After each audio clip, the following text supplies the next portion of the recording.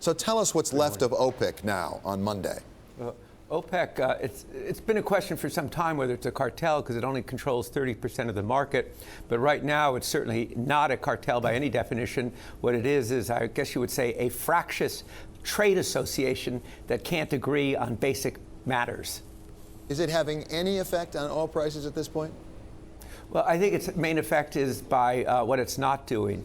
This is an organization that's divided not only about oil prices, but that's divided by over the nuclear agreement with Iran, divided by geopolitics, the struggle for dominance in the region, and on that basis, there's no trust, and they're in very different positions. Iran is still saying that it wants to come back into the market, that it's its right to regain its market share, and the others don't particularly want to make room for Iran. Terry, does the CME see oil price volatility being just as high in 2016? Yeah, I don't see why that would change. When we traded oil at $92 a barrel for 3 straight years, once it started to come out of that range, we saw a dramatic move. So you look at just fracking here in the United States, you talk to people that were in the business, when the oil was at $92 a barrel, and David could probably validate this, they said that their input costs would be about $80 a barrel. When it got to 80, they said their input costs were about 70. And then some of the bigger folks said their input costs were around 65 as the oil got closer and closer to that price.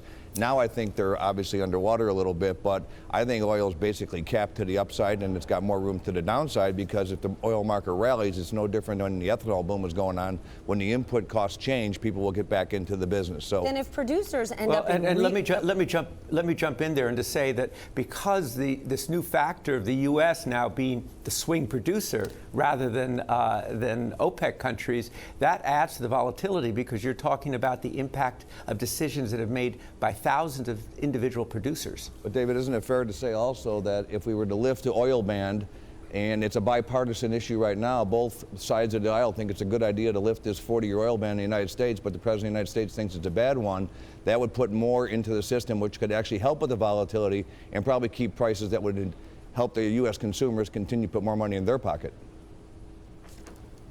Daniel, that was for you. Oh, well, that was for me. Yeah, it was. Well, sorry. I think that, that it's clear that this ban is kind of left over from the 1970s when we had price controls, and it's kind of ridiculous for the United States to go around telling the rest of the world we believe in open markets and free trade and have this arbitrary ban. I think if we lifted it, we would see U.S. exports increase. That would be good for U.S. producers who are now really under intense pressure.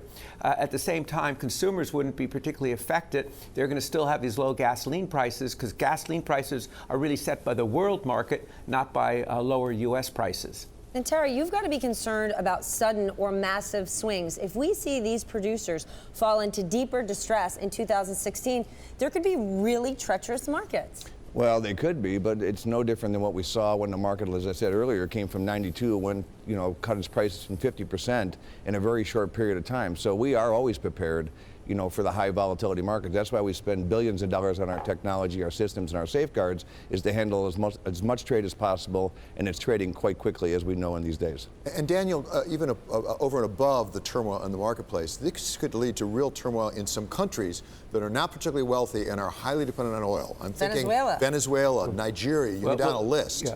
Well, there are 3 of them that are really at the top of the list. One is Venezuela, and Venezuela yesterday entered a new period in which power is now divided again, and Mr. Maduro, with his Cuban security support, now has to deal with a Congress that is actually might even have a supermajority. So Venezuela, 200% inflation, contracting 10% next year in terms of its economy. That's a very dangerous place, and we get a lot of our oil from Venezuela. It's very similar to the oil we get from Canada in terms of quality. Second, you say Nigeria, 70% of its government revenues come from oil. The third one is Iraq. 95% of its revenues come from oil. And the IMF the other week came out with a report said Iraq faces an existential threat as a nation. And so, keep your eye on that country, too. So take us into the Bloomberg, Matt. Yeah, I wonder about the power of the other oil-producing nations. If you take a look at my Bloomberg screen here behind me, you can see the white line is Dubai stocks, and the blue line is EM stocks. You can see that there was a big spread here, but that spread has narrowed and come down to nothing, as it seems that investors have just not been as interested in the Dubai stocks. Maybe the fact that there's no production ceiling has taken the charm out of that trade. So Daniel, sorry.